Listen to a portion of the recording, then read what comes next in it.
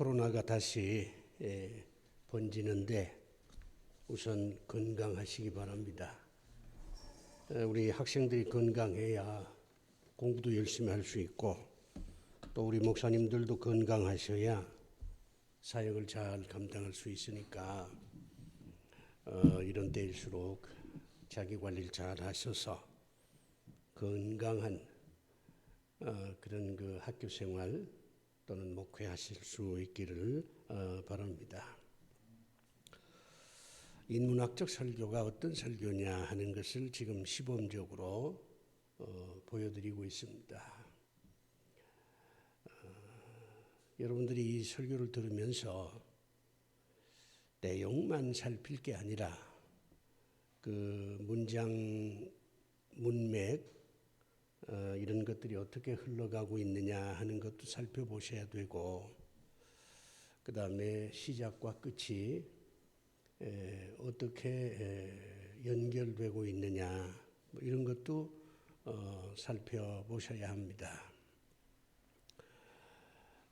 그리고 이 인문학적 설교의 가장 큰 관점은 세상에 있는 모든 사람들, 예수 믿건 예수 믿지 않건 간에 모든 사람들이 겪고 있는 어떤 상황, 거기에서 시작을 해야 됩니다. 그리고 모든 사람들이 겪고 있는 그 상황에 대해서 예수님께서 어떻게 해석을 하셨고 또 그런 상황에 대해서 예수님이 어떤 교훈을 주셨느냐 이 점을 우리가 좀 밝혀야 됩니다. 그런 것도 한번 검토를 좀 해보시고요. 그 다음에 이제 우리가 이제 믿는다는 말을 많이 쓰잖아요. 믿음. 그런데 이 믿음에는 제가 생각하기엔 두 가지가 있어요. 하나는 결단으로서의 믿음입니다. 예를 들면 이건 증명할 수가 없는 거죠.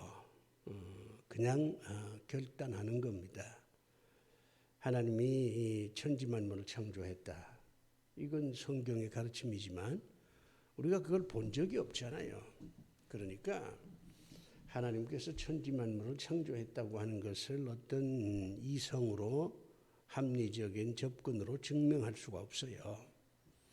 예수 믿으면 구원받는다. 이것도 마찬가지예요. 그래서 우리 기독교가 가르치는 교리의 대부분은 성경에 그렇게 말씀을 하니까 나는 믿는다는 거예요. 결단하고 믿는 겁니다. 이거는 증명할 필요가 없어요. 또 증명할 수도 없어요. 그냥 믿는 거죠. 결단으로서의 믿음입니다. 또 하나는 깨달음으로서의 믿음이에요. 생각을 많이 해보고 또 여러 가지 경험도 해보고 주변 사람들 얘기도 들어보고 전문가들의 가르침을 종합해보고 합리적으로 접근을 해보고 논리적으로 따져보고 이건 전부 이성의 작용인데 이런 걸 통해서 깨닫는 겁니다. 깨닫고 나면 이제 믿음이 생기는 거죠. 그래서 이 믿음이라고 하는 것은 결단으로서의 믿음, 깨달음으로서의 믿음 이 두 가지가 있는데 인문학적 설교는 결단으로서의 믿음을 얘기하는 게 아니라 깨달음으로서의 믿음을 얘기하는 겁니다. 그렇기 때문에 하나님께서 하시는 초합리적인 어떤 역사, 섭리를 인문학적으로 접근할 수는 없다. 단지 이제 성경에 나와 있는 여러 인간들의 삶의 모습을 보면서 그것을 인문학적으로 접근을 해서 거기서 뭔가 진리를 깨닫고 그리고 하나님을 믿는 것 이것이 인문학적 설교의 핵심이라고 하는 걸 여러분이 기억을 하시면서 이제 오늘 본문에 대한 제가 준비한 설교 말씀을 들으시기를 바랍니다. 제가 이제 성경을 읽다 보면 참 여러 가지 난감한 일들이 참 많아요. 이해가 되는 것도 있고 이해가 안 되는 것도 있고 또 아주 특별한 것도 있습니다. 이제 그 중에 하나가 예수님이 울었다 하는 장면이 성경에는 3번 등장합니다. 이 3번이라고 하는 것은 단순히 아라비아 숫자의 3번이 아니라 저는 자주 울었다 그렇게 이해를 해요. 이 3번이라고 하는 이 숫자가 갖고 있는 히브리 사람들의 상징성은 자주, 많이, 충분히 뭐 그런 뜻이거든요. 그러니까 예수님이 3번 울었다 하는 것은 3번만 울었다는 게 아니라 예수님은 참 눈물이 많으신 분이다. 그런 걸 뜻하는 거다 그거죠. 그런데 웃었다는 얘기는 전혀 성경에 없습니다. 그러면 예수님은 한 번도 웃지 않으셨냐? 그건 아니죠. 예수님도 33년 동안 인간으로서 살면서 많은 사람들을 만나기도 하고 또 뭐 제자들하고 뭐 교제하기도 하고 이런저런 일을 하면서 많이 웃기도 하셨을 거예요. 결국 산다는 것은 눈물과 웃음이 교차되는 거거든요. 그러니까 예수님도 분명히 웃으셨을 텐데 성경에는 그 기록이 빠졌다는 겁니다. 의도적으로 뺀 거죠. 결국 이것은 이 성경은 웃음보다는 눈물의 의미를 더 강조하는 것이다. 이렇게 우리가 이해를 할 수가 있습니다. 그러고 보니까 성경에는 눈물 얘기가 참 많습니다. 왜 인간이 우느냐? 오늘 본문 단어로 쓰면 애통하는 건데 그 원인이 여러 가지가 있어요. 사랑 때문에 울기도 하고 이별 때문에 울기도 하고 화가 나서 울기도 하고 실패해서 말이죠. 울기도 하고 억울해서 울기도 하고 전쟁에 패해서 뭐 울기도 하고 병 때문에 울기도 하고 이 성경에 보면 눈물에 대한 얘기가 굉장히 많습니다. 그 원인이 정말 많아요.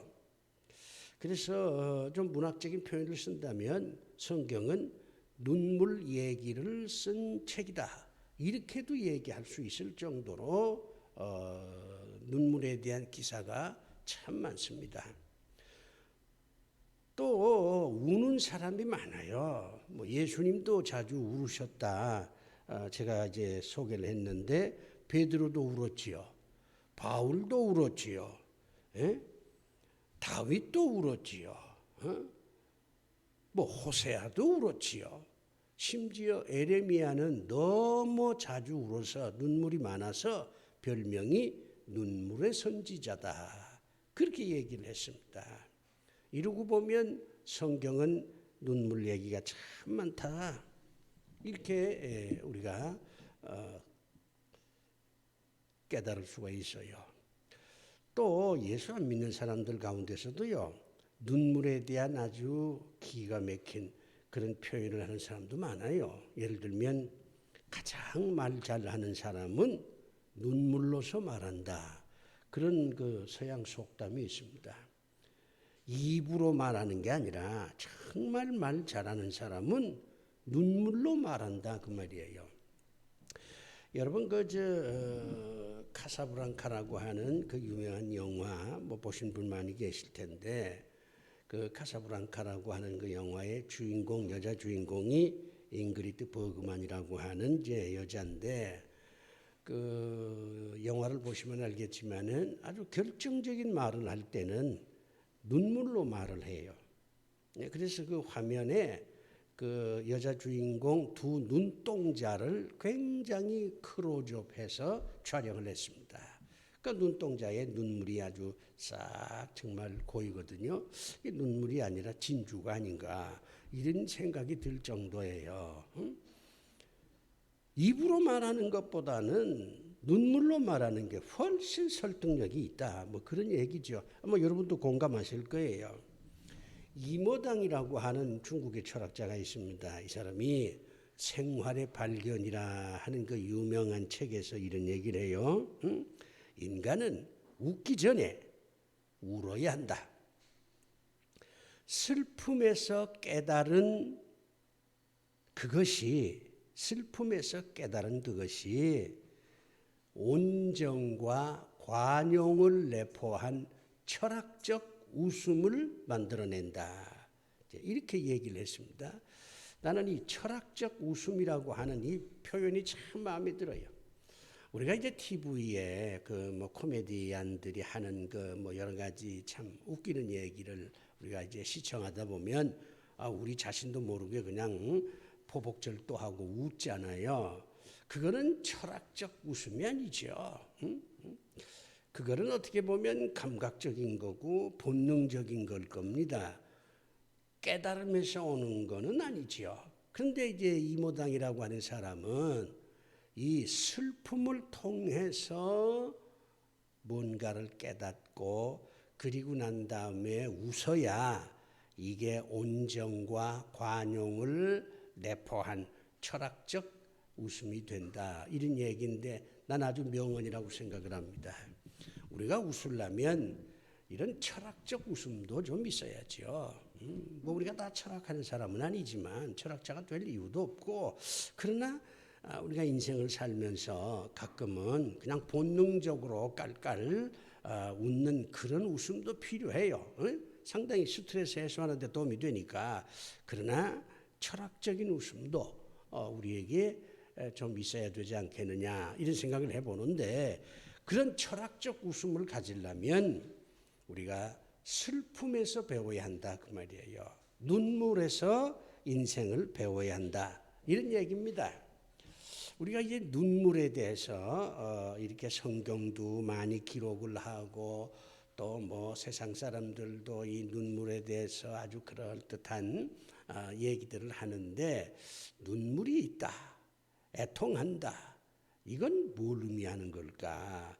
여기에 대해서 우리가 인문학적으로 좀 이제 접근을 해보면 적어도 세 가지는 분명해요. 우는 사람한테는 이 세 가지가 있습니다. 첫째는 감정이 아직 살아있다는 거예요. 감정이 죽으면요 눈물이 안 나와요. 눈물이라고 하는 건 내가 울자 이렇게 해서 쏟아지는 게 아니거든요. 그 감정이 살아있어야 이게 눈물이 나오는 거예요. 두 번째는 눈물이 있다 하는 말은 아직도 이성이 살아남았다 하는 얘기입니다. 눈물이라고 하는 것은 많은 원인이 있잖아요. 아까 내가 전제했습니다만 사랑, 이별, 무슨 질병, 고통, 고독 이런 데서 이제 사람들이 울게 되는데, 어쨌든 이 눈물이라고 하는 것은 거기에 어떤 원인이 있다 그 말이에요. 그 원인을 본인이 알 수도 있고 모를 수도 있습니다. 내가 지금 사랑 때문에 운다 이렇게 아는 사람도 있지만, 어떤 사람은 내가 왜 우는지 모르겠다 이런 사람도 있지만, 그건 본인이 모를 뿐이지 눈물에는 분명 어떤 원인이 있다. 그렇기 때문에 우는 자는 이성이 아직 살아있다, 판단력이 있다, 그렇게 우리가 얘기할 수가 있어요. 세 번째는요, 이 우는 사람은 자기를 스스로 치유하고 있다 이렇게 얘기할 수 있어요. 우리가 이제 그 상처를 받으면요, 누가 내 상처를 치유해 줘야 된다, 충분히 가능해요. 아들이 상처를 입고 이제 고통스러워하면 아버지가 가서 그 상처를 싸매주는 거 그거 당연합니다. 그러나 제일 좋은 건요, 자가 치유예요. 내 상처는 내가 치유해야 그게 가장 좋은 겁니다. 누구한테 의지해서 내 상처를 치유하겠다, 나쁘진 않지만 그러나 가장 좋은 방법은 아닙니다. 내 상처는 내가 치유해야 돼요. 물론 온전하지 못할 경우도 있긴 하지만 말이에요. 그 이제 옛날 그 우리나라 속담에 그런 말이 있습니다. 실컷 울고 나면 마음이 아주 편해진다. 그러니까 울고 싶을 때는 울어라. 이렇게 이제 옛 어른들이 얘기를 합니다.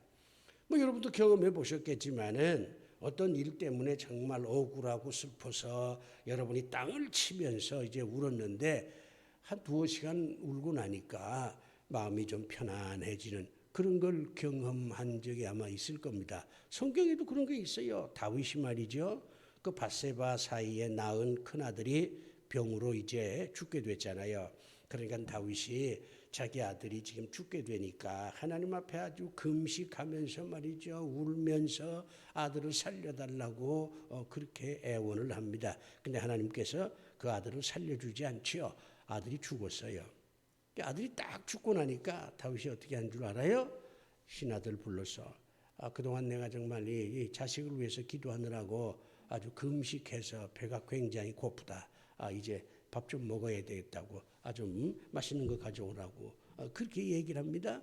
그러니까 신하들이 아니 그래 살아있을 때는 금식하시더니 아들이 죽으니까 왜 이렇게 식사를 합니까? 이러니까 다윗이 한 말이 있어요.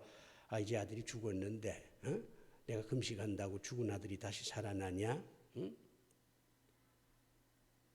그리고 다윗도요 심리적으로 그렇게 아주 울고 나니까 이제는 하나님의 섭리를 받아들일 수 있는 마음의 여유가 생긴 거예요.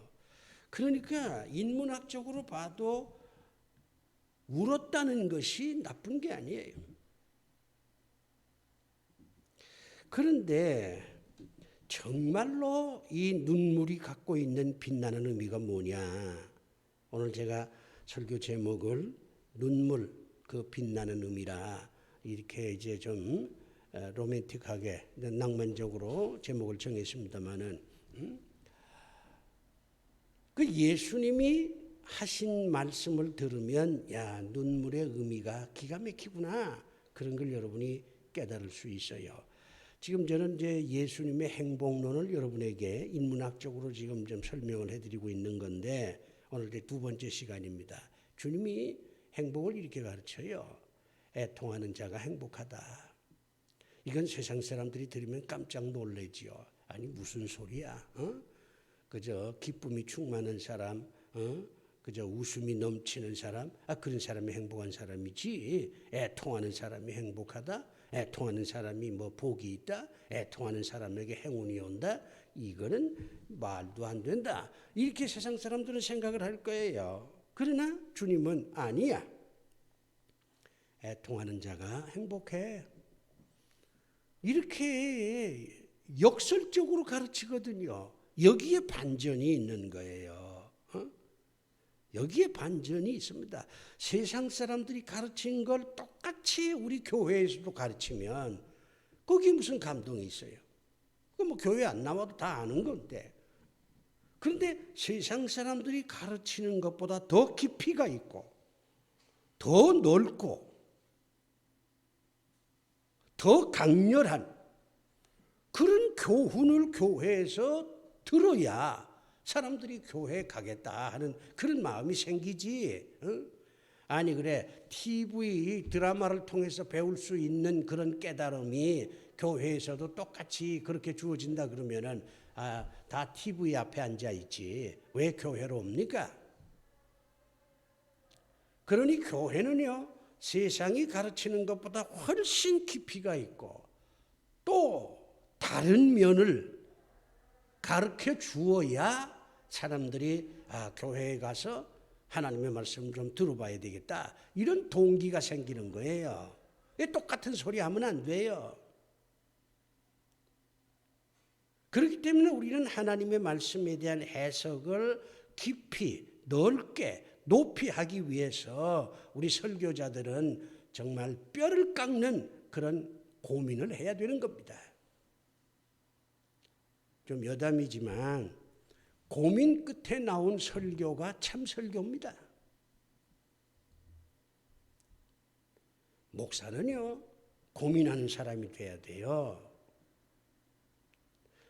그 고민의 깊이만큼 말씀의 깊이가 생기는 거예요.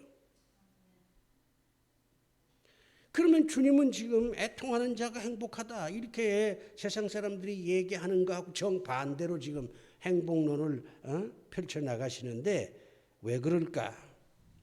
그걸 오늘 말씀을 드리려고 합니다. 오늘 성경 말씀에 주께서 이렇게 말합니다.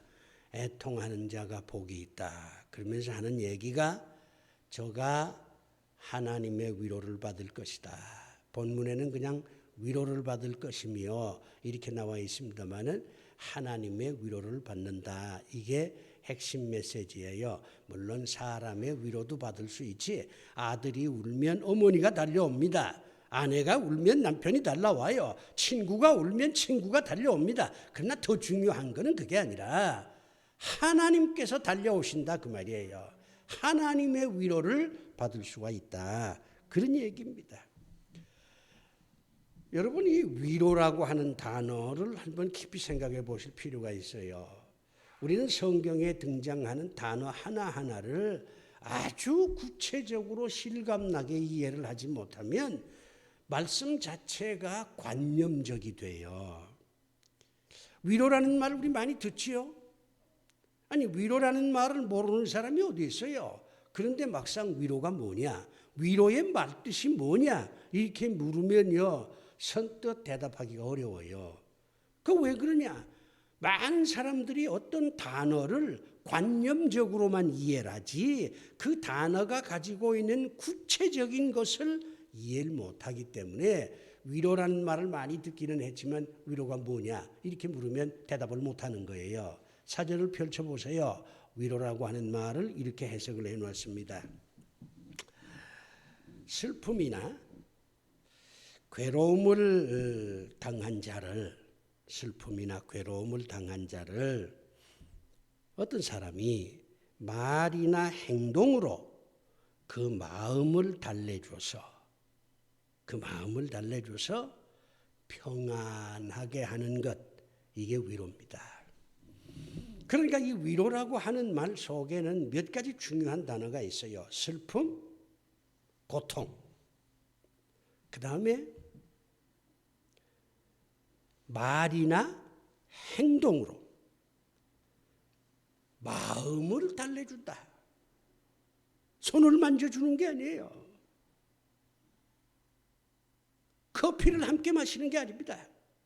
물론 그것도 이제 행동이라는 말 속에 들어가긴 합니다만은 나중에 제가 얘기를 해드리겠습니다. 마음을 평안하게 만드는 거예요. 그러니까 이 위로라는 말의 종착점은 뭐냐면 마음이 편안해지는 겁니다. 마음이 편해지는 게 행복이지요. 뭐 행복이 별게 있어요? 마음이 편해지는 거예요. 사람들은 왜 돈을 벌려고 그래요? 돈을 벌면 통장에 뭐 1억이 있다, 2억이 있다 그러면 통장 볼 때마다 마음이 편해지잖아요. 자식이 아주 좋은 직장에 취직을 했어. 그러면 어머니 마음이 편안해져. 야, 이젠 내 아들이 장가도 가게 되겠구나. 왜? 좋은 직장 얻었으니까. 그러니까 어머니 마음이 편안해지지. 결국 행복이라고 하는 것은 마음의 상태입니다. 마음이 편안해지는 게 행복이에요. 우리가 이제 위로라고 하는 단어의 뜻을 이렇게 정확하게 이해를 하고 나면 애통하는 자가 복이 있다. 하나님의 위로를 받을 수 있다 하는 이 말을 우리가 이제 이해를 할 수가 있습니다. 자, 위로는 일단 말로 하는 거예요. 돈으로 하는 게 아니에요. 물론 돈으로 뭐 위로를 할 수도 있죠. 위로금이란 말이 그래서 생기는 거잖아요. 그러나 일단은 말입니다. 말을 한다는 거예요. 내가 울면 내 친구가 나한테 와서 말을 걸어준다는 거예요. 야, 기운 내라. 내가 너를 위해서 기도해 줄게. 말을 하는 거잖아요. 그렇기 때문에 위로는 일단 말로 하는 겁니다. 그래서 대화를 하는 거예요. 주거니 받거니 하는 거잖아요. 누가 나한테 와서 야, 기운 내. 그러면 내가 한참 있다가 야, 내가 기운을 내려고 해도 너무 상처가 커서 말이야. 기운을 낼 수가 없어. 이게 대화잖아요. 대화야. 결국 이 말이라고 하는 건 만나는 겁니다. 물론 뭐 핸드폰으로 서로 주거니 받거니 할 수도 있지만 뭐 핸드폰도 전화로 대화하는 것도 간접적인 만남이지요. 내가 울면 하나님께서 달려와서 나한테 말을 걸어준다는 거예요. 너 왜 그러니? 그래, 네가 왜 우는지 알아. 너 참 힘들겠다. 야, 그런데 어떡하냐? 고 목사, 네가 기운 내야지. 야, 목사가 그렇게 해. 슬럼프에 빠지면 돼. 내가 널 도와줄게. 하나님께서 이렇게 달려오셔서 나한테 말을 걸어준다는 거예요. 얼마나 좋습니까? 고독이란 뭐냐? 아무하고도 얘기할 수 없는 상태를 고독이라고 얘기합니다. 혼자 있는 게 고독이 아니에요. 아무하고도, 그 누구하고도 얘기할 사람이 없어.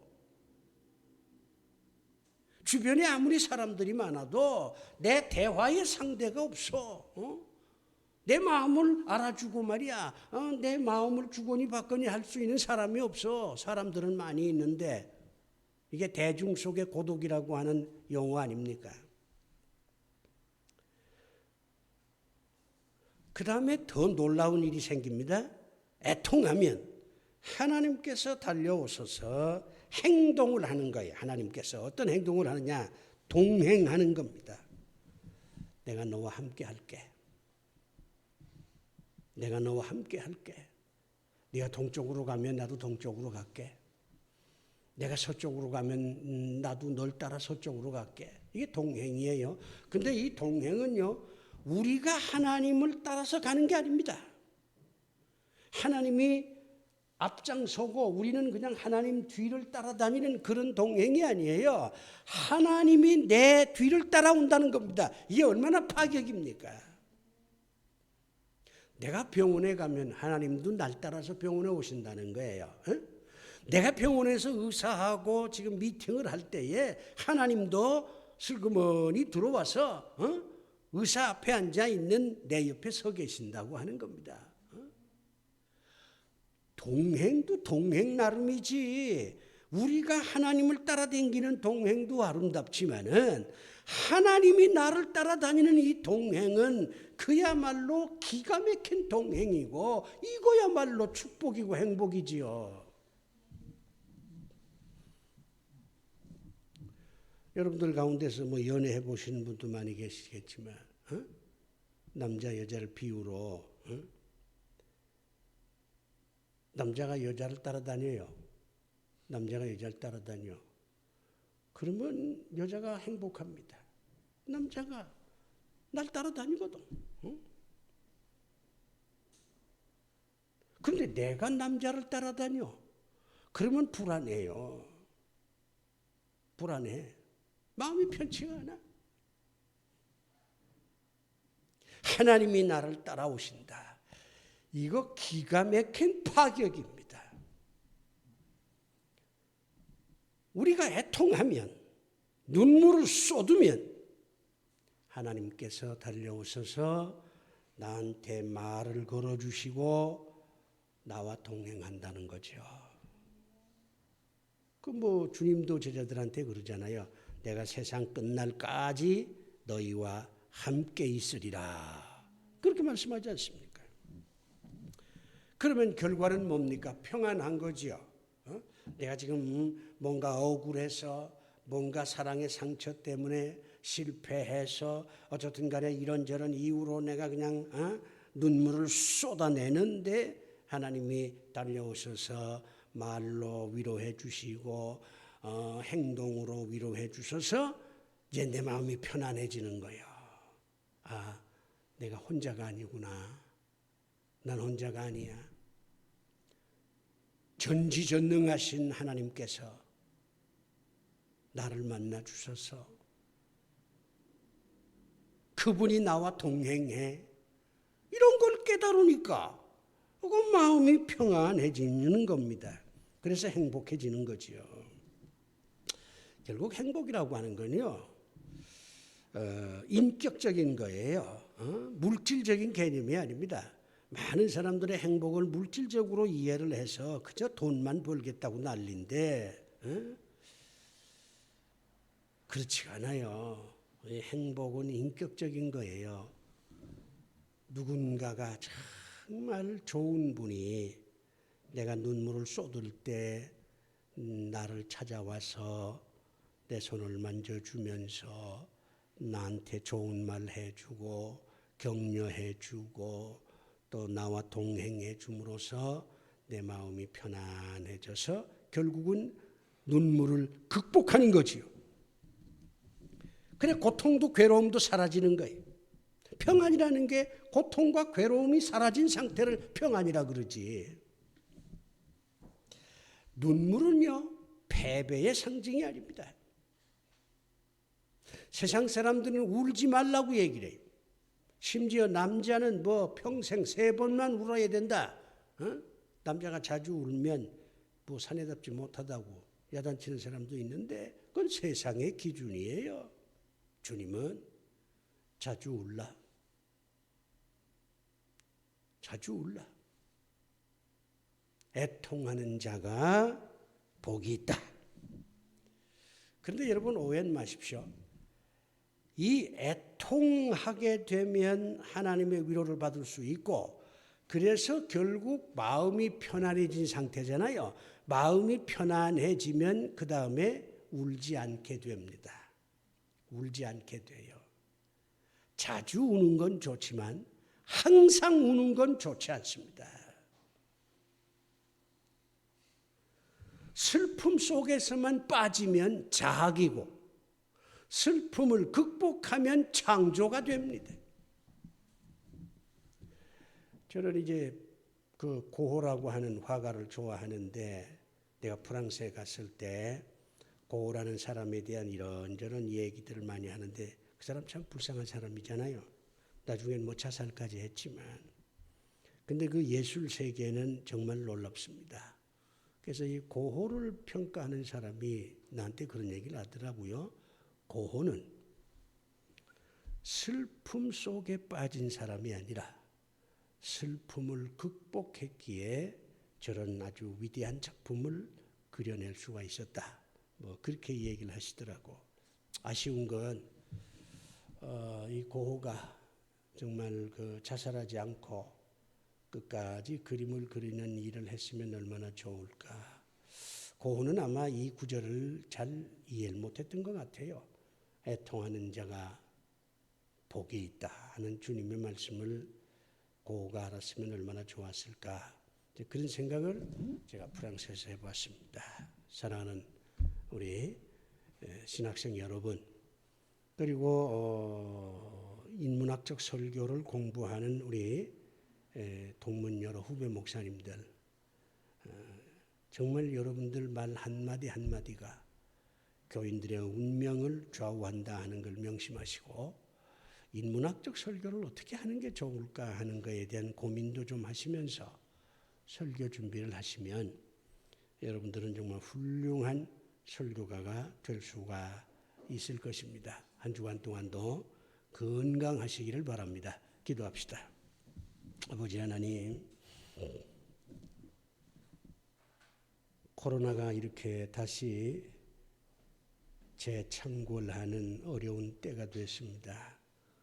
우리 학생들 그리고 주님을 위해서 일하는 많은 동력자들 건강하도록 하나님 지켜주시고 저들이 앞으로 하나님 말씀을 전할 텐데 정말 깊이 있는 하나님의 말씀을 전해서 저들이 전하는 말씀을 통하여 수많은 사람들이 이 어둠의 시대에 빛을 체험할 수 있도록 은총을 베풀어 주시옵소서. 예수님 이름으로 기도드리옵나이다. 아멘.